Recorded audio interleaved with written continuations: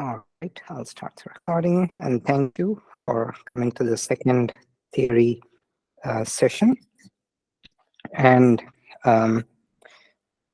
last week we kind of saw an introduction to this sixth chapter. The sixth chapter of the Bhagavad Gita is a quintessential chapter on meditation. But whatever is valid for meditation, you can use it for the asana practice too, because the asana practice is essentially our aim here is to still the mind. Okay, and one of the things when studying these yoga scriptures is to use the body to feel. The reason is as follows: if we start using the brain always wants to, it weaves its own stories, and it won't give you a real perspective. It'll have its own biases, everything. When you use absorb, feel all these scriptures using the body, then you will get a much better perspective. So in the Yoga Sutras, Patanjali calls this pratibha, which means intuition, very deep divine intuition. This is what yoga practice teaches us, to live in the body and not in the heads, because the head can weave all kind of stories. When you're interviewing for a job, you want to work with a new boss, it's yoga practice teaches us how to use the body to assess if the situation is correct or not. It is a very powerful tool. So try to see if you can use the bodies to feel all this. A lot of these things, the scriptures, they are felt by the body. And reasoning is also important, but first you feel it. Okay. So in the Bhagavad Gita, Krishna says, Prajahati yada kaman, that is sarvan partha manogatan, Prajahati, all these desires. When somebody is able to just discard prajahati, discard all these desires, sarvan partha manogatan, with the mind, atmanyeva atmana tushtaha sthita prajnas tadochate. By when the person is satisfied with the atma, by resting the mind on the atma. Again and again Krishna will say, resting the mind on the atma. But in asana practice, we can't find the atma, but resting on this body sensations, this is how we develop the yoga practice. And Krishna says, he defines the sthita prajna, one of established wisdom. He is a person who is able to rest his mind in the atma. Okay, so last class I felt I went a little faster, so I will repeat some of these, and if possible I may spill over for 2 or 3 minutes, so bear with me. If you have to rush, no problem, I won't be offended at all. So as I said, the two great texts on yoga are the Yoga Sutras and the Bhagavad Gita. The Yoga Sutras is like a scientific doctrine. It's all the words that you would see, Ishvara Pranidhana, which is surrender to Ishvara. He doesn't call it bhakti. So a lot of these are very technical terms in Sanskrit that Krishna uses. He doesn't, Atma maybe once he uses, but it's usually Purusha, the seer. He doesn't use the word dehi, the embodied. He doesn't use that, whereas Krishna uses that all the time. Dehi nityam avadyoyam dehe sarvasya bharata. The dehi is always present, and it's living in all the bodies. Okay, so then in the what we saw is in the first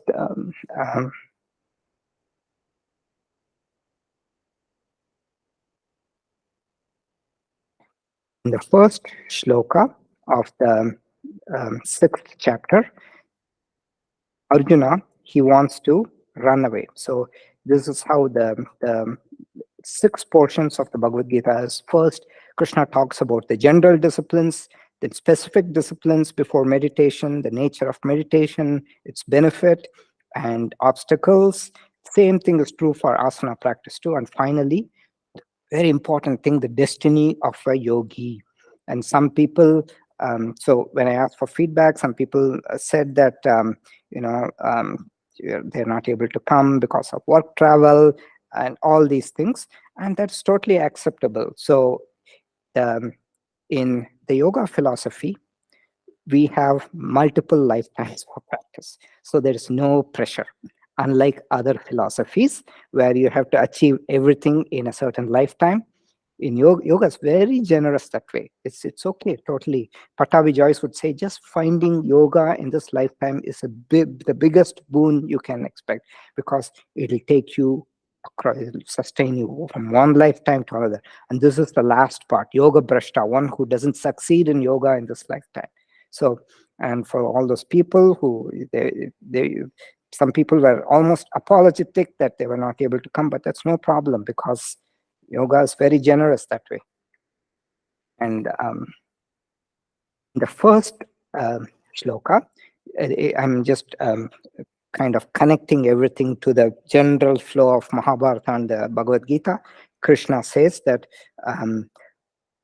the yogi and the sannyasi are the same, because Arjuna wants to run away from the battlefield. He wants to renounce kingdom, everything. He wants to sit in a forest somewhere and just sit quietly and meditate.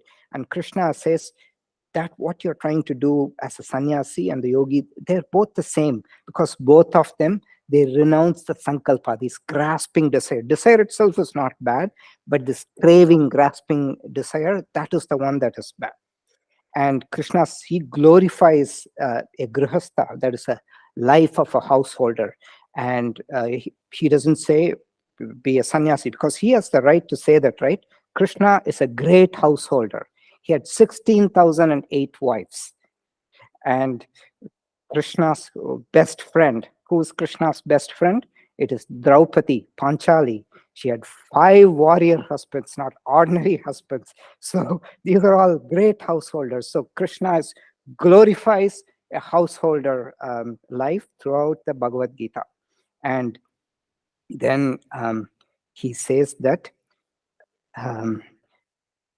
for a person, Arurukshor Muner Yogam Karma Karana Muchyate Yoga Rudasya Tasyaiva Shamakarana Muchyate. Now, one of the things that some people wanted is to chant. So those who are on Zoom, we will chant a few shlokas. Those who are on Zoom, it's best you keep muted because of the echo. You can chant, I will first chant and then you can repeat, and we can do this. And here, you can feel free to chant or not chant, no problem either way. But this is an important shloka. All shlokas are important, but for this is, I should say, more relevant for us, because it says that how is the step? Initially, a lot of effort is needed. Then it becomes second nature. Okay, so I will first chant this, and then you can repeat after me. Arurukshor Muner Yogam Karma Karanam Uchyate Yoga Rudasya Tasyaiva Shamakaranam Uchyate. What it means is this Aruruksho, for a person wanting to ascend the path of yoga.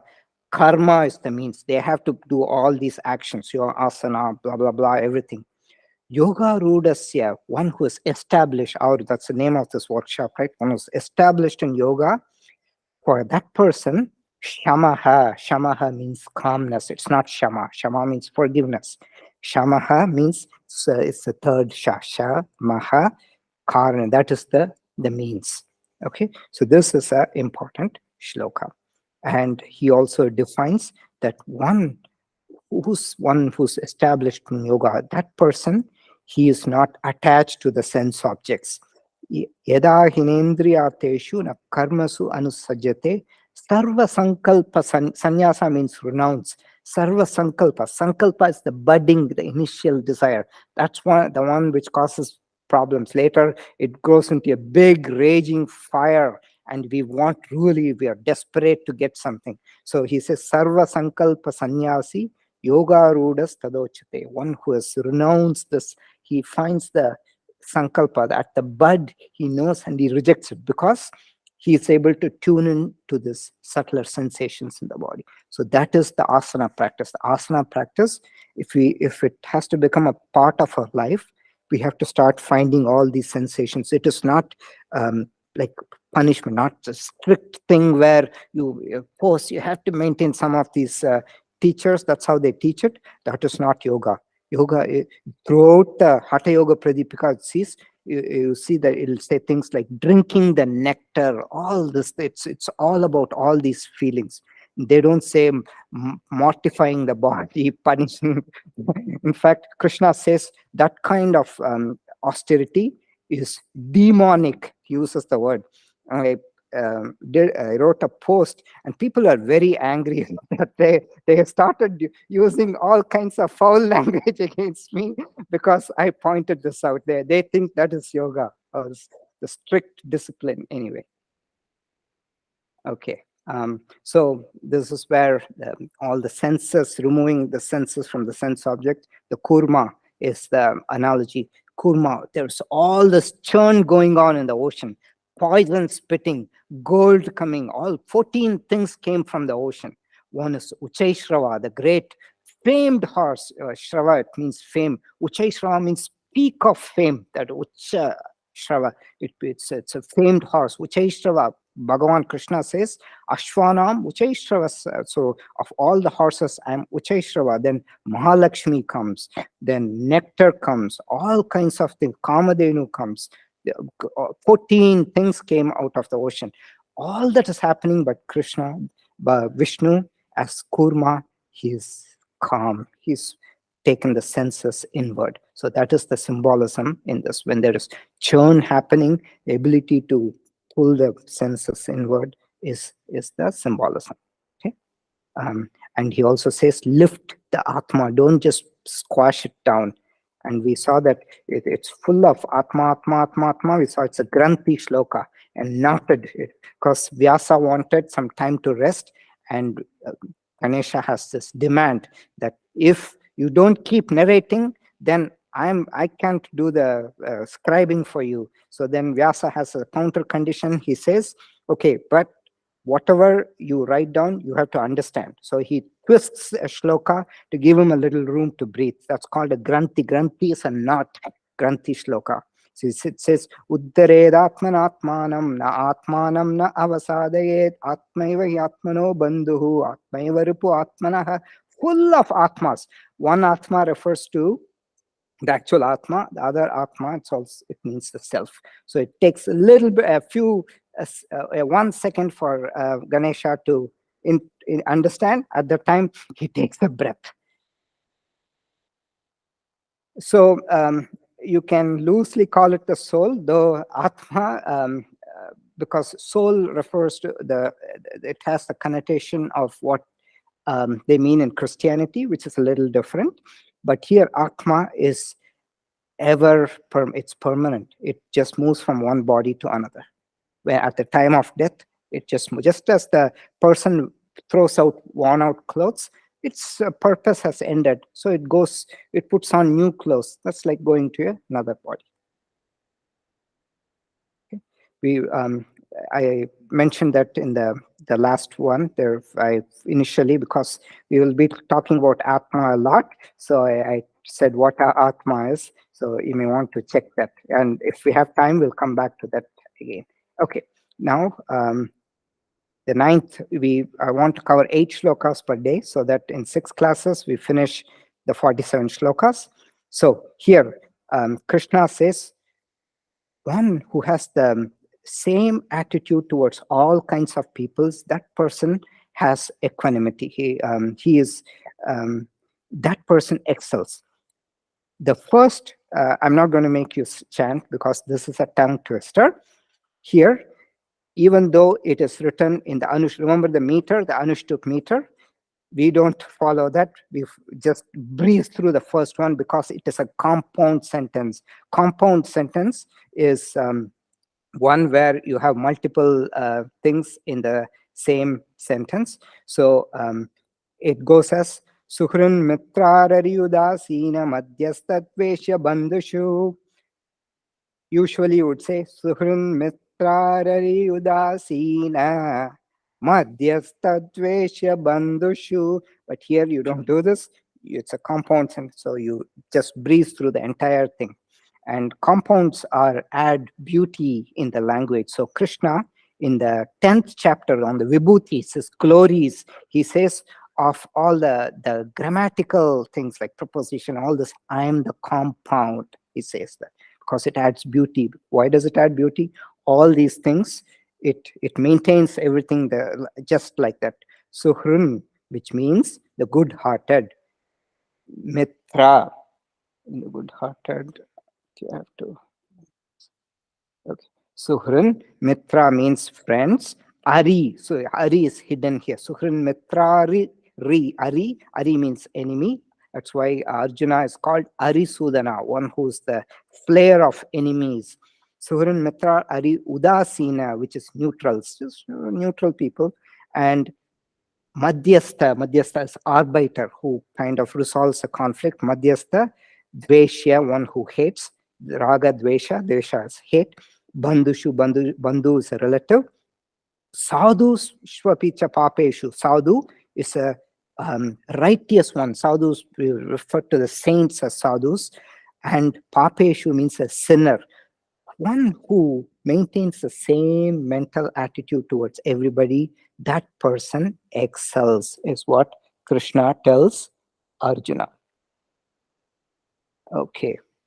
Now, we saw the first 10 or 9 shlokas are the general disciplines observed throughout the day. Now he says, what are the specific disciplines you observe before meditation? Just before you start your meditation practice, what are all the things you need to do?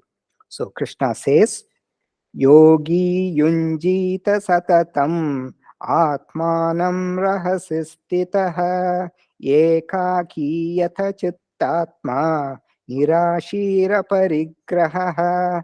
Okay, I'll translate this. Yogi yunjita satatam. Yunjita means you have to put in effort, like engage. Yogi yunjita satatam means always. Yogi yunjita satatam atmanam rahasistitaha. So, and how should you do? Atmanam here means placing a self in secrecy or solitude, not advertising, not saying, I am going to do this great yoga practice, doing all kinds of fancy stuff. No. Rahasya is secret. You don't want to. That's why in meditation, all the experiences that you get, you're not supposed to just go advertise and say, oh, today I went into this cloud 9, this state. You're not supposed to say all that. That's what Krishna says.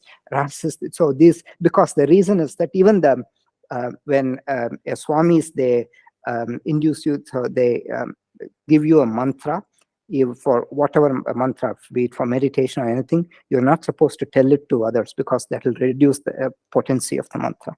So it's certain things, it's best you keep it as to yourself.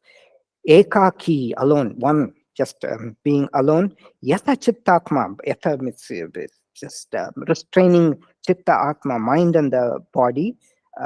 Nirashi, asha, it's like craving desires. Without these craving desires, and aparigraha, parigraha is greed, grasping. Without all this, that is the first mind. The mind has to be like that, and in a solitude.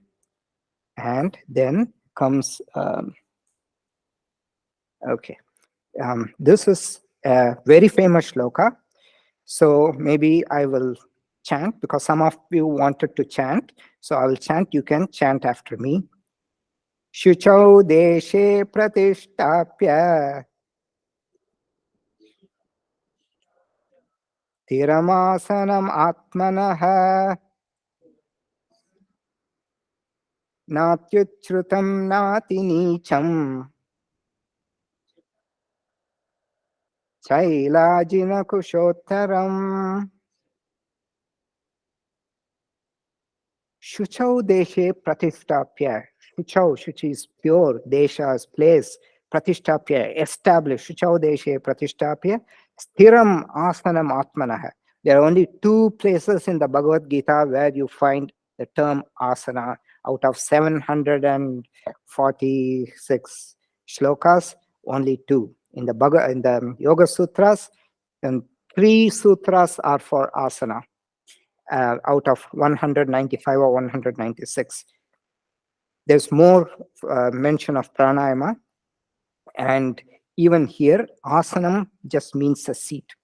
So when we were growing up, you were not supposed to do your puja or meditation on the ground. It's usually a raised wooden plank. That is what is called asana. So asanam literally means a seat.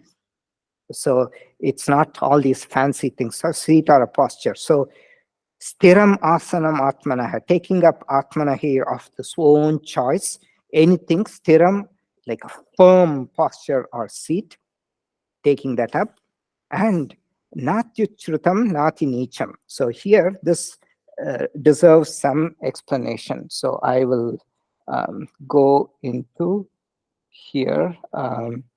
So let me see, search here for meditation.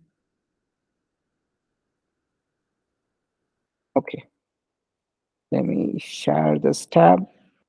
Meditation posture. Okay, now at uchrutam means not too high and not too low. So there are different interpretations of what this is. Some people say don't sit on the top of a tower and do the meditation. Some people say don't go underground into a deep cave and do the meditation. That's one thing, because there's nothing more that's explained. Another thing that is explained is your bottom that should not be too low on the ground, and it should not be too high. So there, and the next part explains this. You have to pad everything with chaila, jina, kusha, uttaram. So chaila is a cloth, jina is a deer skin. Now, please don't use a deer skin. In those days they used it. We have plenty of better materials. Then kusha is kusha grass, and the kusha grass is underneath deer skin and a cloth. Okay, so what it does, so this is the first thing they teach you in any meditation retreat. You see how the spine is slouching when you sit on the floor? This is not good. So in meditation, sometimes people use a seiza bench. This keeps the spine straight. It's like a vajrasana, modified vajrasana. So vajra, ayudanam aham vajram, Krishna says, of all the weapons, I am vajrasana. Why is vajrasana so famous? Vajrasana is so famous because um, um, Indra wanted to fight a battle with a demon, uh, Vritra. And then he didn't have weapons. The demon was so strong. There was a sage called Dadichi. He meditated in Vajrasana for a long time. So his spine became strong like a diamond.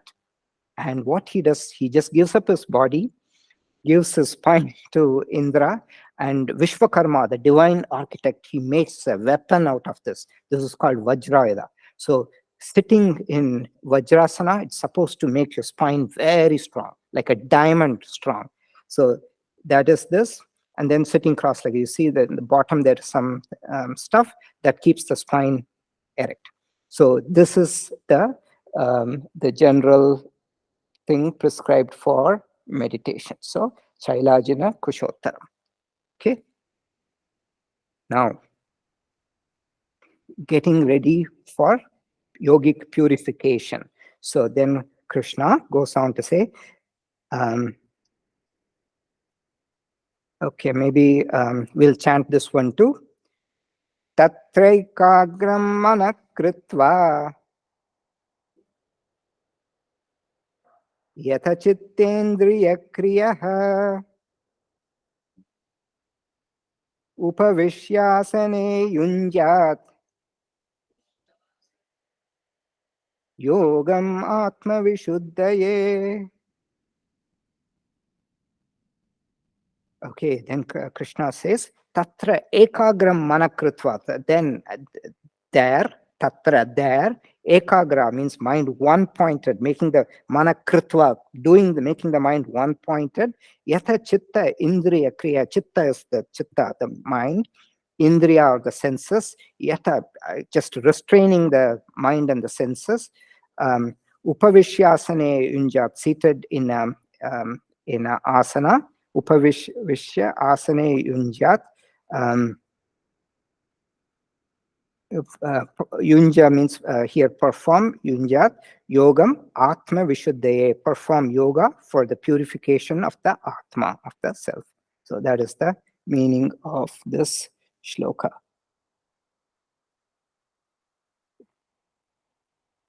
Okay, so we've been seeing this chitta, and then there's this atma.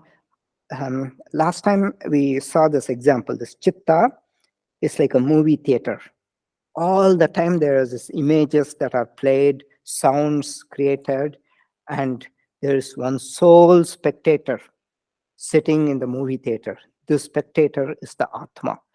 When the screen is full of glaring lights, the loudspeakers are blaring, the Atma cannot see its reflection. But when everything becomes quiet, there is a silver screen, the spectator can see the reflection. This is what's called tada drashtuhu swarupe avasthanam. The Atma recites its own true nature. It's a very profound state. So there is the chitta. Then there are other parts of the mind too. Manas. Manas is distributed throughout the body. Even though they say manas is, say, oh, my mind, manas is very difficult today. They point to the heart, but it's there throughout the body. Your body has a lot of memory, feelings. Then buddhi is the intellect. So in the Kathopanishad, the mind body complex, it's compared to a chariot. The horses are like the sensors. They want to run hither and thither. So, and the reins are like the intellect. It just reins in. The charioteer is actually the charioteer is the intellect. The reins are like the mind, and the lord of the chariot is the Atma. It just sits and does nothing. He just sits there. That's why it's called drishta. It's the seer, doesn't do anything. And then there is the buddhi, intellect. Ahankara is the ego. Now the first three, when you're asleep, they're off. But the last one, it's always on, even in your dreams. Okay. So then we have a few more shlokas. This is a very, very, very famous shloka. So you can chant after me. BK Sainga, this is favorite shloka. Samam kaya shiro grivan dharayannachalam stiraha samprekyanashikagram swam dishashchanavalokayan. Samam, kaya refers to the body. Shiras is head, Ugrivam is the neck, placing them all sama in the same straight line. BK Sangor call it the plumb line. Samam kaya shirogrivam. Then dharayan achalam stira. So holding the body. Achalam means without moving. Achalam stira. In a very comfortable way, not tensing up. Samprekshya nasikagram swam. He says gazing at the tip of the nose.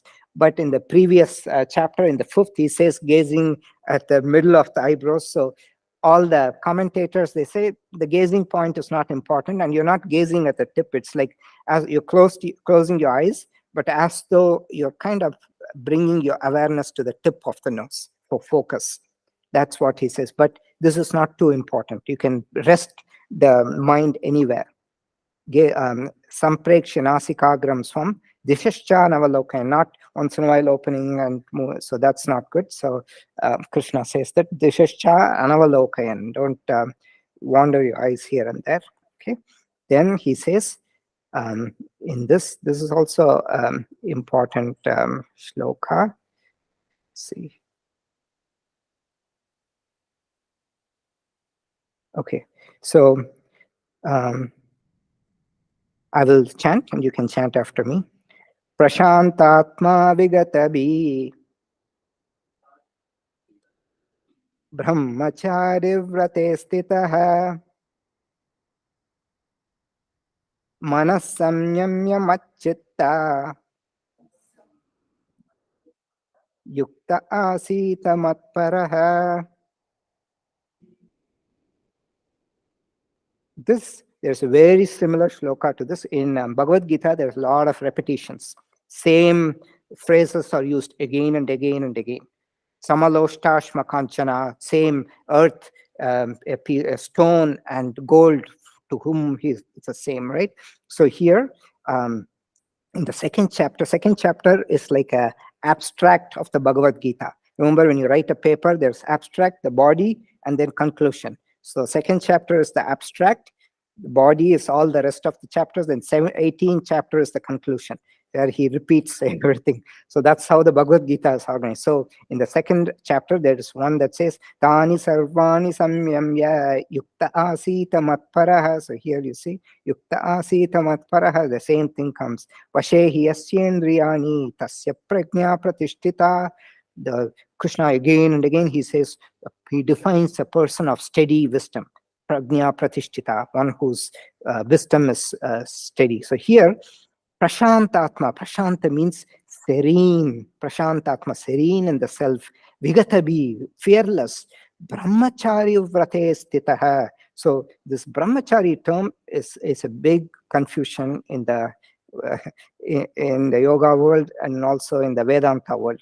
So some people literally interpret brahmacharya as celibacy.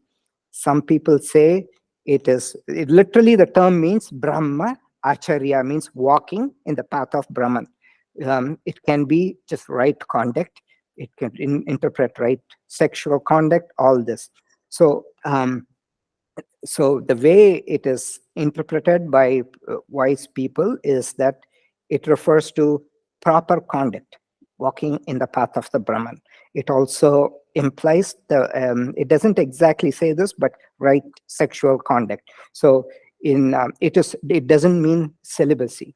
How do we know that? Because in the Mahabharata it comes several times.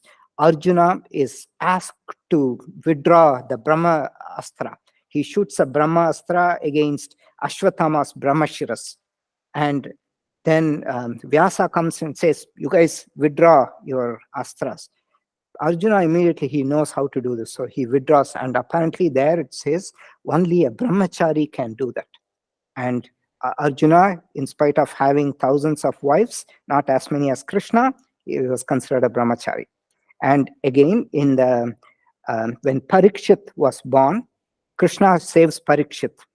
When Ashwatthama shoots an arrow, this Brahmashiras, it goes because he doesn't know how to withdraw it. He's a half-baked guy. He doesn't learn things properly from his father, Dronacharya. So he doesn't know how to withdraw it, and it goes. He then sends it to destroy Abhimanyu's son, Parikshit, Arjuna's grandson. Krishna comes and saves him, but the boy, when he was born, he was just unconscious. Then there is a voice from the heaven that says, only a person, a brahmachari, and one who has always followed the truth will revive the boy. And all the sages, yogis, they all run away. What if we hold the boy and the boy is not revived? Then that will show that we are neither a brahmachari nor right, spoken the truth. So they all run away. Only person left there is Krishna.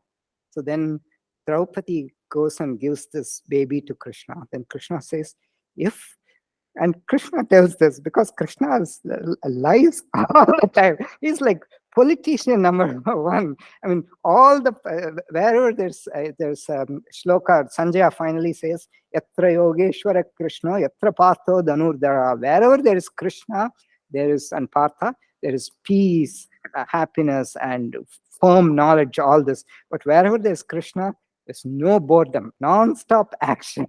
He'll always do all these politics and yeah. But Krishna says, if I am a brahmachari with 16,008 wives and I have never lied in my life, this child would be revived. And the child was revived. So that again says what brahmacharya is. Um, okay, so thinking, mind control and thinking of me, they should sit in yoga. Yukta asita mat paraha, thinking of me as the supreme. That is what Krishna says here. Okay. All right. Then what happens with yoga? Yunjan evam sadatmanam yogi niyatamanasah shantim nirvana paramam mat samstamadhigacchati.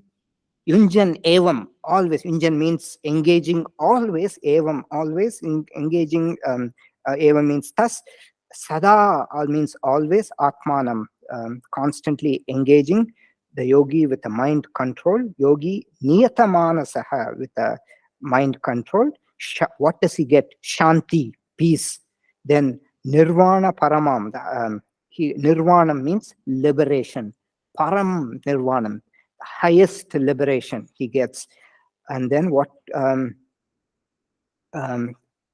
he gets this by mat samstam, when his mind is placed in me, as this picture shows. Then when he's thinking of me, or he or she or it or whatever it is, then he gets the highest state of peace and liberation by residing in me. Okay. All right. So we saw the second part, preparation for meditation, what happens, all that. Then the third, who can progress in yoga? Okay. Now, in this context, I just wanted to say there are usually 5 types of minds. Only 2 are suitable for yoga. The third already has achieved the state of yoga. It doesn't need to do anything. Shipta means naturally restless mind. It's incapable of thinking of subtle principles. Mudaha, Krishna, throughout the Bhagavad Gita, he uses the word mudaha. Mudaha literally means idiot. It means deluded one. Then Krishna not just says this, he uses the term vimudaha, which means distilled idiot. So throughout, Krishna makes it very interesting. This in Yoga Sutras, it's like a scientific doctrine. No cuss words, nothing here. You left and right say, I will cast them into the like a womb of this, that, dungeons, that world, this, all these. It makes life much more interesting. So then vikshipta, that's where most of us are. It's a distracted mind, which can be concentrated sometimes. It's restless at other times. Most spiritual seekers fall in this category. Then the ekagra, that's the one point in mind. There's very few people ideal for yoga. Then the fifth is niruddha, where the fluctuations are completely arrested. This is the end goal of yoga. Okay, with this, all right. Who can do yoga? First thing, eating. So Krishna says, Natyashnatastu yogosti nachaikantam anashnataha nachapi swapnashilasya jagrato naiva charjuna. He says yoga is not possible for one who eats too much. Here is the catch. He does not define what too much is. And the scriptures actually define that. Too much, according to him, is, by our standards, it's too little. So the yogic scriptures say that. So what Krishna thinks is too much, we've already crossed, exceeded that. Then he says that yoga doesn't come for one who doesn't sleep at all. So you need rest. And not also for one who eats too little or remains awake too much. So jagrato means being awake.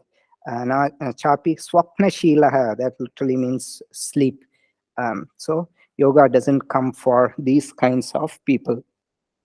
Now, okay, so this is the, here it's about who can progress in yoga. So there is a joke that a full stomach has 100 problems. An empty stomach has only one problem. Sadhguru would tell that. So if you want to err on which side, on this or that, empty stomach is a better state to be in, because there's only one problem. Of course, it's not desirable because it's clawing. And then there's a joke, the yogic joke about a yogi, bogi, and a rogi. A yogi, as you know, apparently eats 1 meal a day. A bogi is an enjoyer, and who enjoys eats, that person, he or she eats 2 meals a day. And a rogi means one who has disease. That person eats 3 meals a day, apparently.